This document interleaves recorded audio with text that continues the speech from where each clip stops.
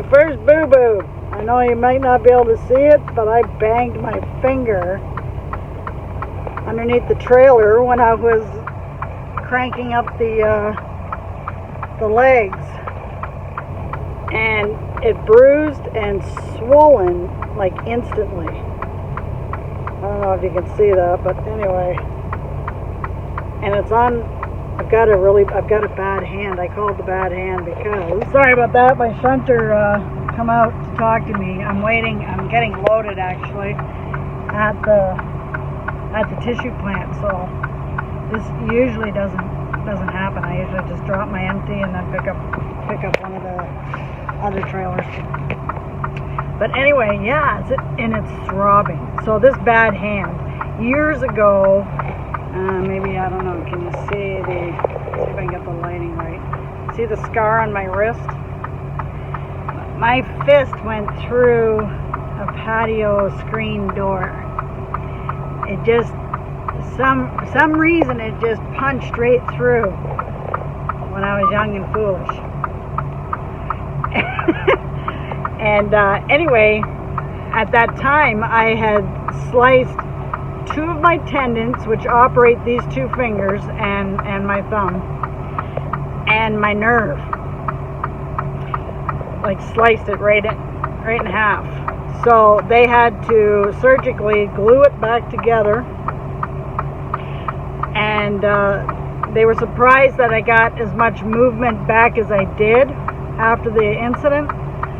And the feeling. Now the feeling is, I'm sure you've had your foot fall asleep or your leg fall asleep, and then when the blood starts flowing, the tingling and everything else that goes on with that. And if you touch it, or anybody goes to touch it, you're like, no, don't touch it. Well, that's what this hand feels like 24/7. So I've gotten used to it over the years, and it has gotten a little less, but when I hit it or cut it or get a splinter in it or anything like that, it throws me for a loop. But anyway, so this is throbbing, not just with the injury, but also my hand is going crazy right now. It hurts. So we got some wet snow happening right now. It is +1. It went up to +1 right now, Celsius. And we're looking to get more flurries later. So I'm going to take this load and I'm going to call it a day, because I really don't like to drive too much in the bad weather. And, you know, luckily, like this company, no, it's better lighting, sorry. They will park you, or if you don't feel safe, then they have no problem with you calling it. So that's, you know, I'm much appreciative when it comes to that. So if I don't feel safe, I can park it or call it a day or whatever, or pull over, wait it out, whatever I gotta do. So I'm just going to take this second load for the day. I usually do 3 in a day, but I'm just going to take the second one and end it for the day. Those of you who don't know, I run a tissue. I do the tissue paper. So your Kleenex or your toilet paper, stuff like that. The big rolls of it before it turns into the roll that we get for our bathroom or in our boxes. So that's what I haul.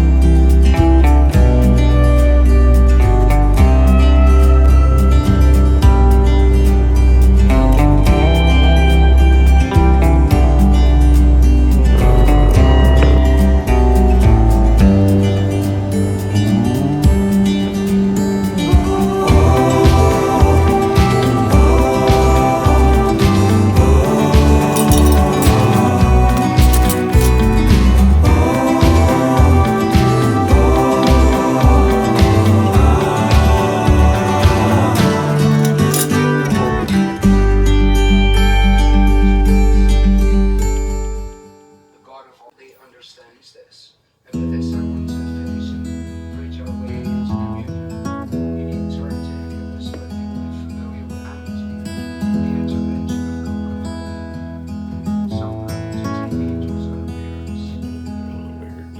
All of a sudden.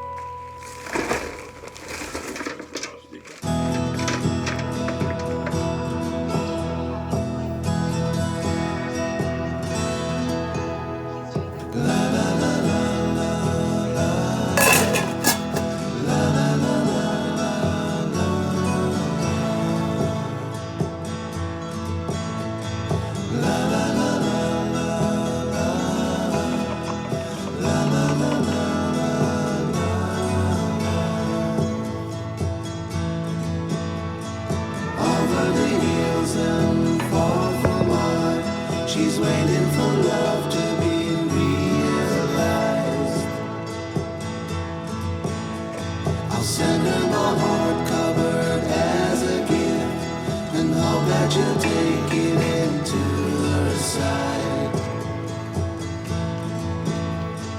La la la la la la la la la.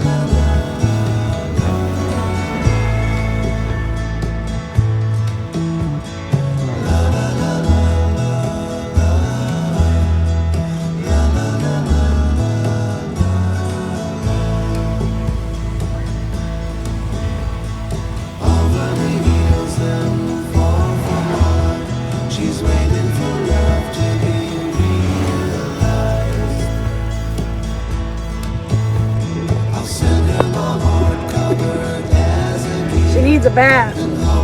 The trunk is full of salt.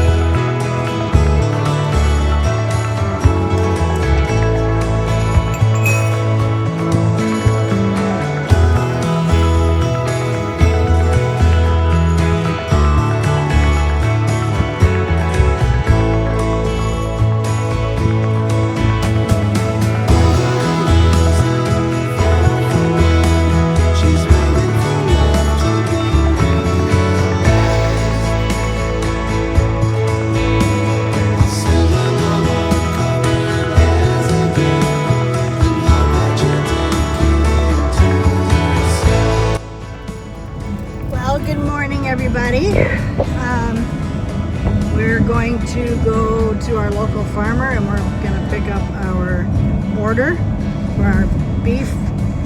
I just did a quarter cow for now because with the diet that I'm embarking on, carnivore, I wanted to make a note that, okay, so I can my beef as well, and so I thought, well, that'd be a perfect thing to do, or I just grab a can. So I thought it was going to be a perfect thing to do, just grab a jar of that and go, because it was 8 ounces, well, close to 8 ounces of the beef. Well, that was okay. I had noticed for every time that I ate the beef, my stomach would, like, I'd get indigestion or heartburn or something, and I was like, what is going on? Now, I also remember or recall that if I make a steak or have a steak somewhere at a restaurant or something, usually eat the meat at rare, medium rare to rare. And Joe jokes with me and says, yeah, it's still alive, you just might as well take a bite out of the butt of the cow. Get it over with. Anyways, so I thought, okay, I'm gonna check with my farmer to see if he's recently harvested a cow, and if so, I'll take some in steak form. So, but he's actually with me, but he's not with me. He's gonna take his truck up to the mechanic, so that's kind of on the way up to where we go to get the meat. So he's behind me in his truck, and I'm just meeting him up there, and then we'll go together to get the meat. So we also got some snow last night, so not too much, but just enough to make everything look gorgeous. I love a fresh dusting of snow on the trees. It looks so beautiful.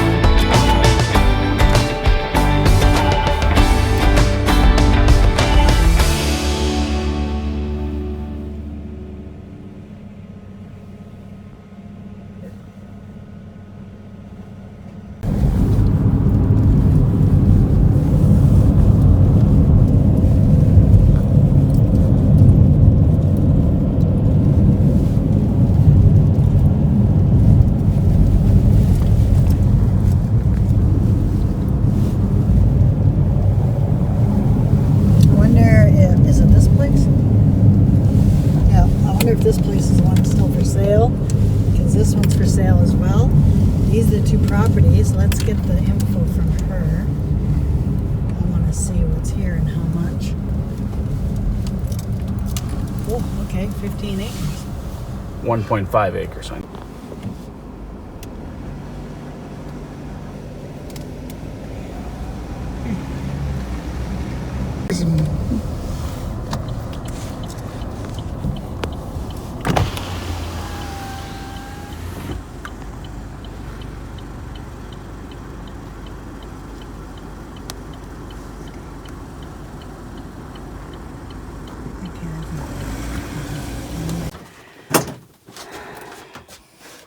Get in there, only one person fits at a time.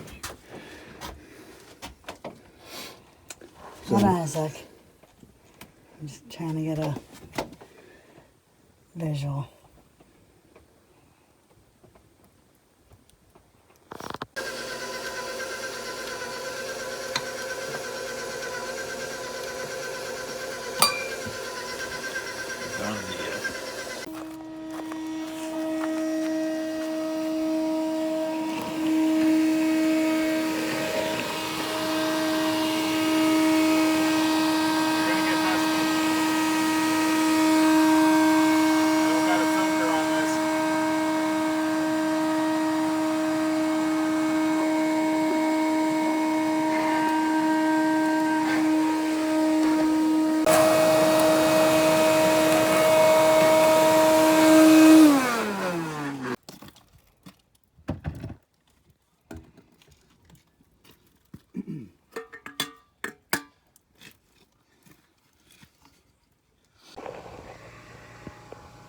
We had a chimney fire last night.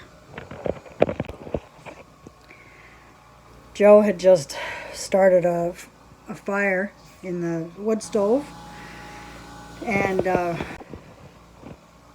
it was burning pretty intense, and I could smell, like, I don't know, like when aluminum or when tin or metal is getting hot, and you can just smell that.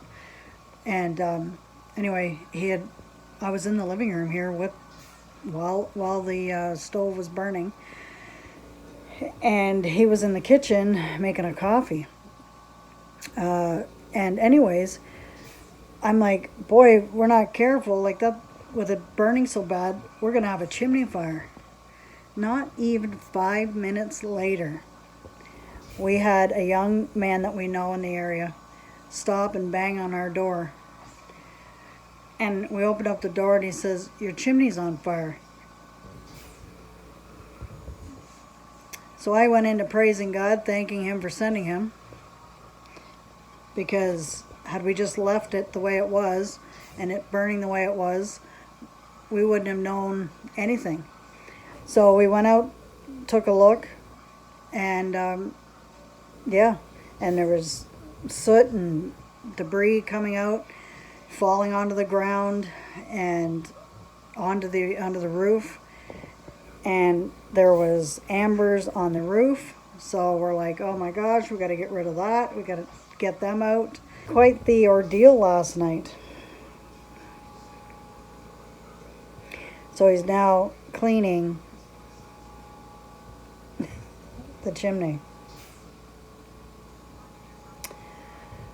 Oh my goodness. The president would decide to change the population to win elections forever. I don't think that even under their minds. So what would happen if Biden decides to, quote, federalize? If Biden decides to force that onto us by taking over the National Guard, I think it's an automatic loss he's done. So, in some ways, we have to suffer with the consequences for a few months.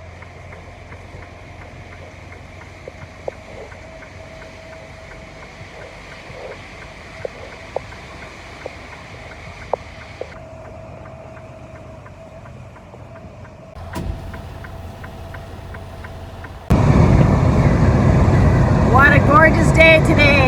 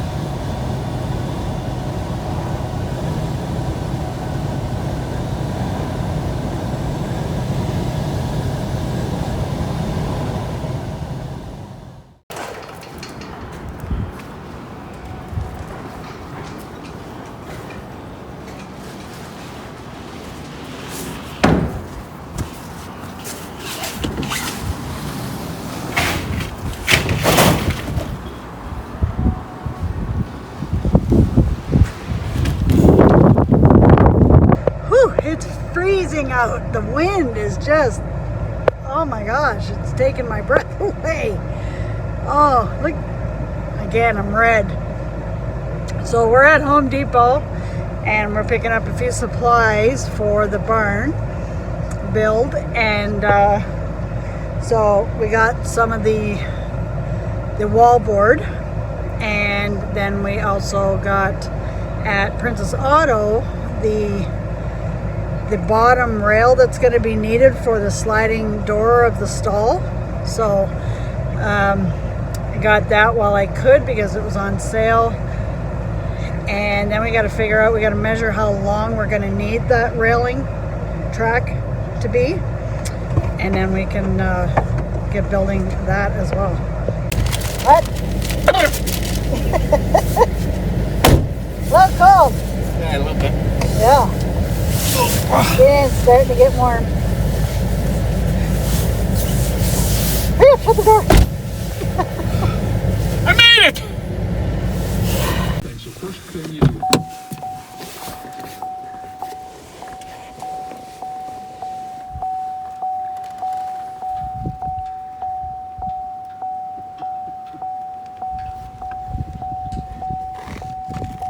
Hi. Aren't you a cute little thing?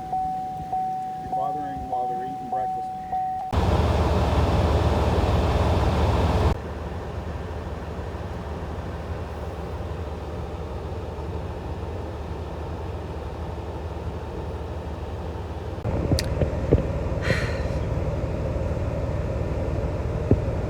I'm back at the shop again. I don't know what is wrong with this truck. Unbelievable. I've been looking online and seeing why my ABS system keeps lighting back up. Sorry, the lighting just totally... Anyway, why it keeps lighting up, and it sounds like it's the continuity, the connections with the wires aren't,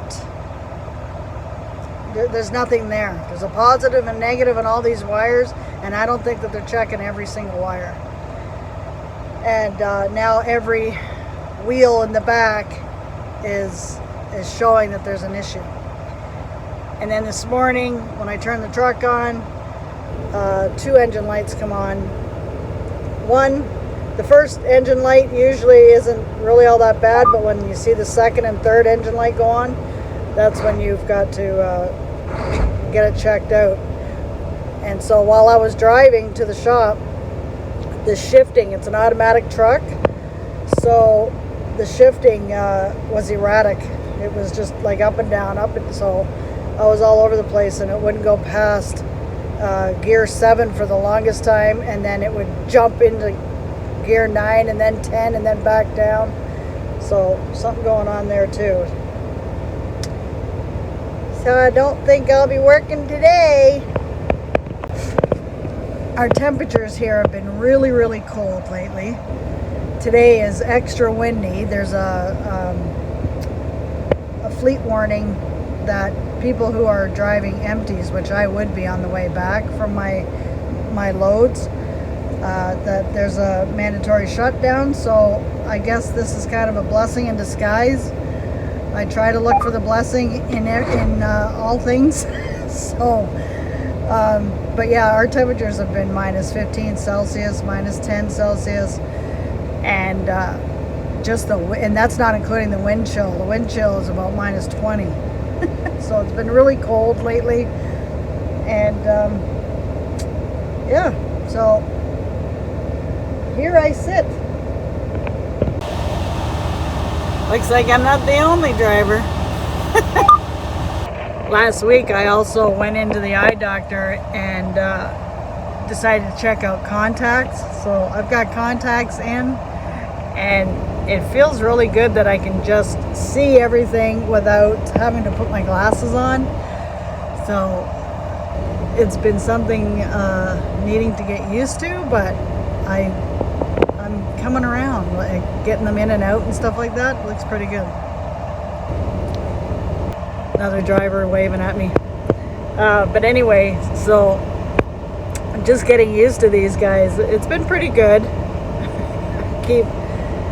But mind you, I've got dry eyes, so I noticed that sometimes I can like feel the contacts, I don't know, sticking to the eyelid in behind, and then things will obviously get blurry. But I got some eye drops, so when that happens, I hope it's okay. I gotta ask her if that's okay when I see her, next week for my 2-week checkup, because I'm kind of on a trial right now. So just to see how it goes. And I think I'll be all right with it. But I just got to ask her about this whole dry eye issue that I've got, and if it's okay to use these products like Visine and things. So anyway, that's my new adventure. Just trying contacts. Just waiting for a mechanic to come out here, electrician actually, to come out here, hook up the truck, they plug it in, see what these lights are saying. Well, this truck has been in, this is probably the 9th or 10th time now for the same issue. That's why I'm so annoyed. Like before, like especially in the summer, it would just come on when it was raining, and then it would go off when the truck was drying off during the night, and then not running, so it would reset. So in the morning it would be off. But as soon as it would get wet weather, it would turn on again. So I don't know. I really don't know. I just there's word that Freightliners are notorious for poor wiring systems. So, and I just got a feeling that they're not checking the wires individually. Holy cow, why'd the light turn like that? My face, sorry. They're just not checking every single wire, and I think they need to. So when the guy comes out, I'm gonna say that to him, because this is crazy to come in for the 9th or 10th time. I've lost count. That's the thing. I've lost count how many times I've brought it in here since July for the last 6 months.